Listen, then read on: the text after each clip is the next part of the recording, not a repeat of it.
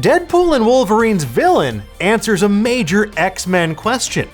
Welcome back to Nerdist News, I'm Dan Casey, and today we're talking about the hotly anticipated Deadpool and Wolverine trailer that aired during the big game on Sunday. This multiversal buddy comedy is the MCU's sole cinematic outing this year, and between the steady trickle of rumors and the new trailer, it looks like this will push the multiverse saga to its logical limits. And while the MCU may be relatively decanged for the foreseeable future, it seems like multiversal war is back on the menu, boys. Or more specifically, a deadly threat that only Wade Wilson can stop.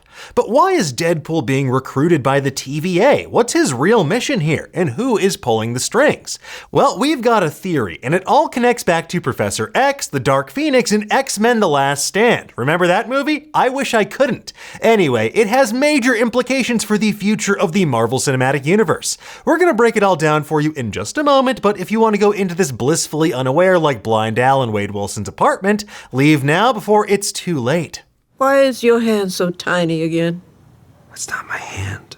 Oh, Mary, Mother of Joseph! Part 1, Deadpool kills the multiverse. Okay, let's get into it, shall we? The Deadpool and Wolverine trailer wastes no time at all in establishing that they are here to tear the multiverse a new one.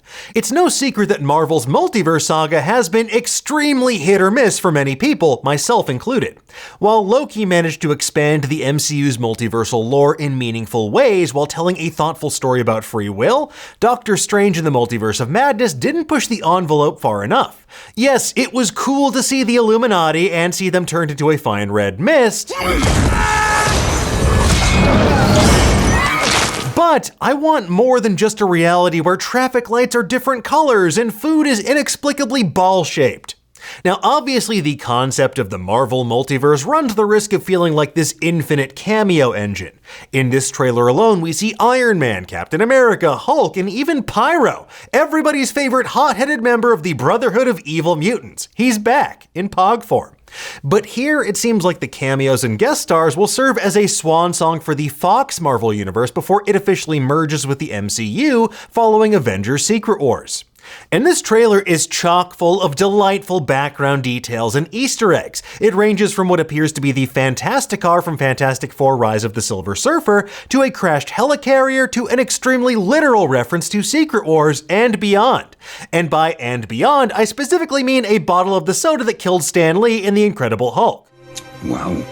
Now, we'll talk about all of these contextually, but first let's set the stage for our larger theory. Now, back in July of last year, we posited that Deadpool and Wolverine could be Marvel's opportunity to do a take on Deadpool Kills the Marvel Universe.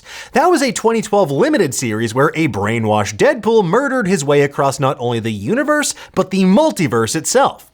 And while this movie might wind up being closer to Deadpool Kills the Fox universe, it could incorporate elements of that original story thanks to the Omega-level threat they're seemingly going to introduce. Folks, I'm talking about Cassandra Nova. Part 2, the Dark Phoenix connection. Now you might be wondering, Dan, who's Cassandra Nova? That's a great question. The prevailing theory is that she is the mysterious character played by Emma Corrin, glimpsed ever so briefly in the trailer. And if you thought, that kind of looks like Professor X, well, you're not wrong. For those who don't know, Cassandra Nova was created by Grant Morrison and Frank Whiteley, first appearing in 2001's New X-Men number 114. She was basically Charles Xavier's evil twin, and they did psychic battle in the womb after she tried to kill her brother. And I say brother in air quotes because Cassandra is actually an entity known as a Mamudrai. In the comics, Mamudrai are powerful entities that dwell in the astral plane. They're basically the anti-self, the shadow version of yourself you have to defeat before entering into this world. And while Charles Xavier did go full Mortal Kombat and perform a babality in the womb, Cassandra Nova somehow survived. Like basically everything in X-Men lore, her backstory is complicated to the point of needing ibuprofen. She often takes the form of a psychic parasite inhabiting host bodies and manipulating them to her own gruesome ends. Case in point, she used her immense psychic powers in an army of Sentinels to engineer a mutant genocide that left 16 million people dead on the mutant island nation of Genosha. She also has the power to manipulate the DNA of other people and cause secondary mutations. So you can understand why it would be dangerous for her to gain unfettered access to Earth's mightiest heroes in the MCU, and why the TVA might have a vested interest in stopping her. Now, her presence here in the Deadpool and Wolverine trailer is seriously bad news, because that means there are two distinct possibilities which we will explore. Number one, Cassandra Nova is a known quantity. She's been banished to the void at the end of time, that chronological dumping ground we saw back in Loki Season 1. Or, number two, she managed to infiltrate the TVA and somehow is manipulating events to find the perfect host body that will let her wreak havoc across the multiverse. We'll come back to those in just a moment, but first let's try and answer the question of how the hell did Cassandra Nova appear in the Fox universe and now in the MCU? Well, it seems like there could be a connection here to one of the most enduring unsolved mysteries in the X-Men universe. Remember back in X-Men The Last Stand how Professor X got absolutely annihilated by Jean Grey when she became the Dark Phoenix? Dude was basically atomized. Well, as it turns out, reports of his death were greatly exaggerated. In that film's post-credit scene, which I did not realize it had until recently because I left the theater immediately because it was a very bad movie, we saw renowned geneticist Moira McTaggart checking on a previously comatose patient who shocked the good doctor by suddenly speaking out loud in Professor X's voice. Hello, Moira. Now, according to MovieWeb, the DVD commentary revealed this was apparently Charles Xavier's brain-dead twin brother, P. Xavier. This character was basically a narrative meat suit engineered from whole cloth for old Chucky Boy to inhabit. But consider for a moment the circumstances of Professor X's demise. He was rent asunder by a primordial cosmic force that serves as a nexus of psionic energy across the multiverse, at least according to the X-Men Phoenix Force handbook. While Charles managed to beam his consciousness to his very convenient off-screen brother at the very last second, what if, in doing so, the Phoenix Force also created a doorway that let something else in? Something from another plane of existence. Something powerful, vengeful, and intimately tied to Charles Xavier at the exact moment of his rebirth. Something like Cassandra Nova. Now, Cassandra's appearance in the trailer seems to take place in the vast desert of the Void, but we have no real sense of when that moment takes place. And since the timeline where Professor X inhabited his brother's body was basically erased in Days of Future Past, it makes sense why Cassandra Nova and company might wind up here in the Void. This could be towards the beginning of the film with her escaping from this nightmare realm, or it could be where she winds up after getting exposed at the TVA. Only time will tell. And speaking of time, let's talk about when this film takes place and why the TVA is recruiting Deadpool of all people. Part 3, why the TVA needs Deadpool. Now, as you may recall, in the post-credit scene of Deadpool 2, Deadpool borrowed Cable's time travel device to save the love of his life, Vanessa, and the hapless Task Force X member, Peter, from their untimely deaths. Especially Peter. Being melted by acid is no way to go for a man without superpowers. It was just brutal. Oh my God, what the f***? But that wasn't all. Deadpool also decided to retcon a few other events by murdering the Merc without a mouth from X-Men Origins Wolverine, and to stop Ryan Reynolds, the actor, from making Green Lantern. He also basically sets up the big team-up in this movie as well. He says one day your old pal Wade's gonna ask you to get back in the saddle again, and when he does, say yes. Now, as we can see during the scene of Wade's birthday party, all of his friends are alive and well. Negasonic Teenage Warhead, Yukio, Dopinder, Shatterstar, Vanessa, Peter, Colossus, Blind Al, and Buck. You know Buck, one of the guys from the biker bar? Why, who else from that bar would be here? I can't think of a single character. Now, you might be most surprised to see Shatterstar because it wasn't clear if Wade prevented his death as well, but now we have confirmation he did. And I say Wade's friends because it seems like Wade and Vanessa are no longer romantically involved. And despite his insistence that he's happy and the luckiest man alive, that seems to be a lie he's telling himself to make it through the day. It seems like he's hung up his katanas and his handguns to work a day job at Drive Max. So maybe deep down he's relieved when agents of the TVA forcibly kidnap him. When Wade wakes up, he's in a TVA interrogation room with Matthew McFadden, who's playing Time Wamsgans, or if the rumors are to be believed, he's playing Paradox. In the comics, Paradox, or the Honorable Mr. Paradox if you nasty, appeared in a single issue, 2005 She-Hulk number 3, in which he presided over She-Hulk's trial for trying to alter the sacred timeline. It's also notable that in the comics, Paradox was another Mobius variant, whereas here he's an entirely separate person. What? And that makes sense given what Loki established about how the TVA recruits its employees from across points in space and time. And as much as we love Owen Wilson, Mobius's ending in Loki Season 2 is pretty perfect, so I'm glad we get to have Matthew McFadden instead. What?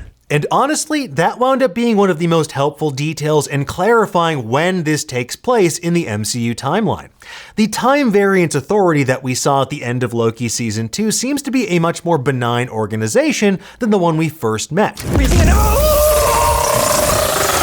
And it's all thanks to Loki's big sacrifice.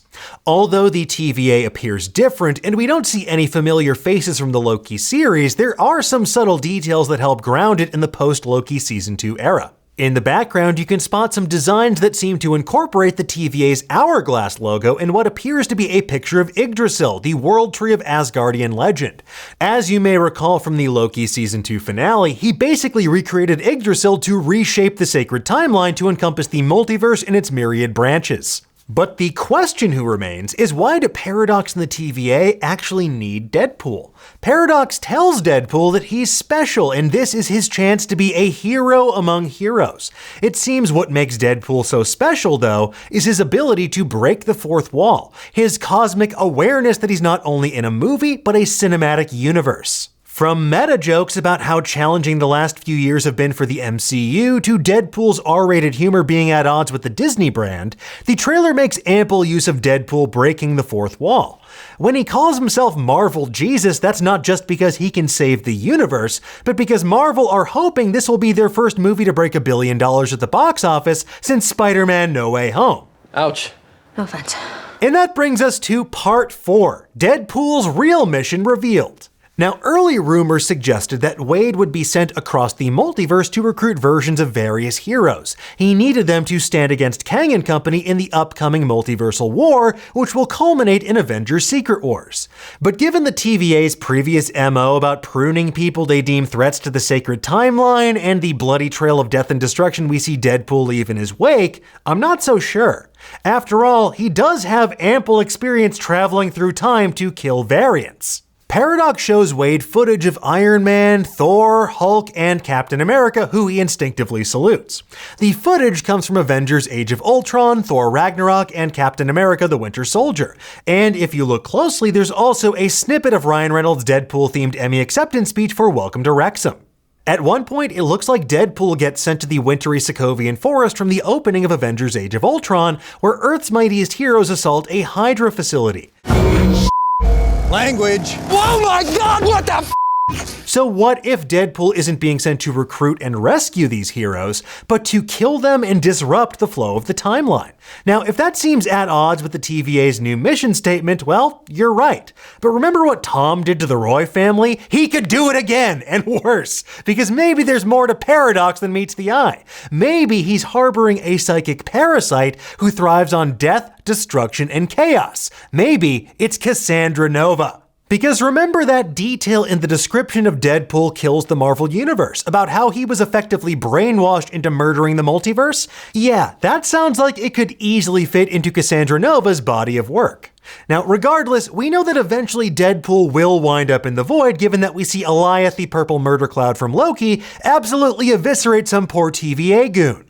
But it's not just Loki. The void is also packed with relics and detritus from tons of other moments across the Marvel and Fox universes. In one shot, we can see a far-off convoy of vehicles led by what appears to be the Fantasticar, and this version seems to be inspired by the one used back in 1962's Fantastic Four number 12, and seen again in 2007's Fantastic Four Rise of the Silver Surfer. Hemi? Of course. There's also the Von Darrelman cupcake truck that Stephen Grant and Mark Spector took for a spin back in Moon Knight.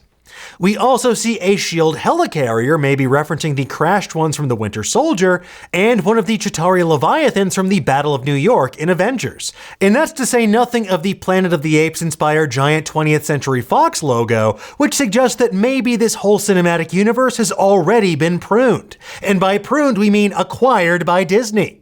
The real question seems to be, how does Deadpool wind up teaming up with Wolverine? It definitely seems like they're going to do battle in the void before teaming up to stop Cassandra Nova and anyone else in their way. And that whoever else in their way may also include Pyro, because it looks like things get pretty heated between him and Deadpool. But you know what? I'd be pretty steamed too if I hadn't appeared since X-Men The Last Stand, which is legally a movie. Bad sequels aside, maybe this is the version of Wolverine we saw teased when Deadpool's walking through a gambling den in what appears to be Madripoor. Because this white tuxedo-clad version of Wolverine is an homage to his identity as Patch from the comics. It was an eye patch-clad persona he adopted when he was sleazing it up in Madripoor in the old Marvel Presents comics. Or maybe that's another variant, and we'll see yet another version of Wolverine in that brightly colored comics costume we've come to expect from the cavalcade of set photos that I haven't seen and neither have you, wink.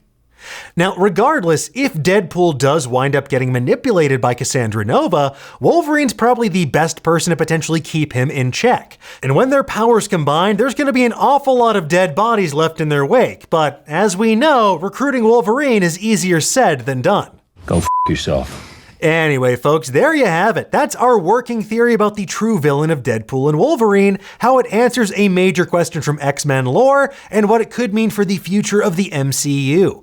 We'll have even more deep dives for you in the days ahead over on Nerdist, but for now, tell us, what do you think of the trailer? Did you spot anything that we missed? Like how Deadpool's gun says smile, wait for the flash? But whatever you do, don't say Dr. Doom standing next to a satellite, because that's not him. He's on the Secret Wars cover on the ground. That satellite, though, does kind of look like the Westworld Maze logo. Anyway, let us know in the comments below, and for the latest and greatest in the world of pop culture, make sure you stay tuned to Nerdist.com.